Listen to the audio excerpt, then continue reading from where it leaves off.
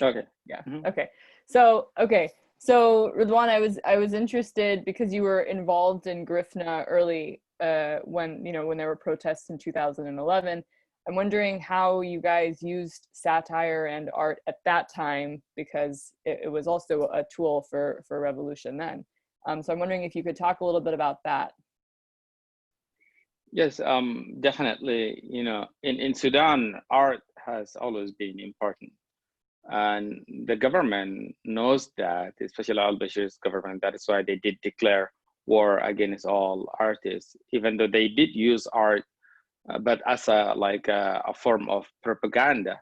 And at the same time, they were oppressing other artists. In early 2010 and 2011, as a Grifna movement, one of the first peaceful youth movements in Sudan, we were trying to organize people and start a peaceful demonstrations, but it was so difficult because we were always just arrested, beaten, and it was tough for our members. Even I remember one of my close friends, artist Safia Ishaq, she got raped at that time, and it was just very painful experience, like for our members to go through. So we were trying to find other ways to be more effective. So arts was the answer, and we came up with so many different kind of arts, like rap and also satire. And I remember one of the effective political ad that we've created. It is called Grifna Soap. It was basically an ad of a soap that washes out all al-Bashir's dirt. We painted al-Bashir's picture image on a white dirty shirt, and then we use Grifna soap kind of to clean it out in a very sarcastic satire way. And I myself, I got beaten because of that ad, and they saw it as a humiliation, like for al-Bashir. And also we used cartoons, we used so many just different ways. So art basically was expressing what we couldn't say as a politician.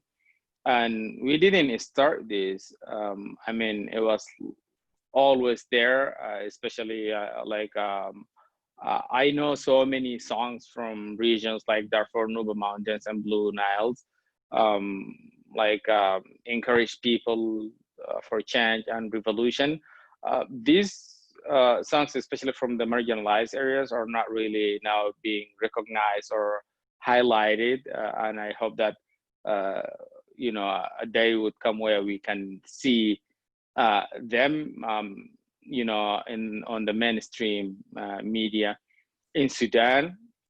And yeah, again, like in places like Darfur, there's so well-known singers like Mariam Ammo, Abdul Majid Kurbia, and now Sabir Abdurrahman al-Darfuri. These are well-known artists, and they played a big role on encouraging people and inspiring them to go out on the street. And yeah, I just hope that we recognize them. And yeah, there is so much to talk about, and I cannot ignore someone also who was very effective. Ayman Mao is a Grifna artist. His songs were looked at as national anthems on the streets. Like when you hear Rassasa Hayya Galulek Matata Day Janjaweed Rapata, they're very powerful and just gives you a lot of goosebumps and touch you and inspires you. And they were banned. All these kind of arts were banned from the media. They were banned from newspapers. They were banned anywhere. And again, if you just listen to them or watch movies like Bisha, you will be sent to jail basically. But they were very powerful weapon. Yeah, it's pretty incredible. When I was at the sit-in, they projected the puppet show at the military headquarters. Like it was so amazing to see this thing that, like you said, you would get in trouble for watching it, and then to see it like there, you know, in front of the army headquarters was like, and then you saw, because during the sit-in there were also soldiers all around. There was like soldiers watching this thing, and Exactly. it felt like such a coup. I know. Yeah. Yeah. Could you talk a little bit about what's been happening in Darfur recently? You know, in Darfur, some people don't really. I'm just being honest here. Some people don't feel the revolution. I mean, in terms of, it is not making a huge difference in their lives. Yes, they feel it, but it's just not as effective as it is, like how it is in Khartoum, for example, because the killings are still going on. When we went out on the streets, the main slogan of the revolution was "Hurriya, Salam, wa Adala," freedom, peace, and justice. We partially have freedom now, but we don't have peace, and that is a big threat to our whole revolution. And people are still dying in Darfur. Just 2 days ago, people got killed in Kapkabia, in Fatah Barno, and also in Jabal Mara Mountains. And again, we cannot really have full revolution, full peace, unless the entire country is in a peace with itself.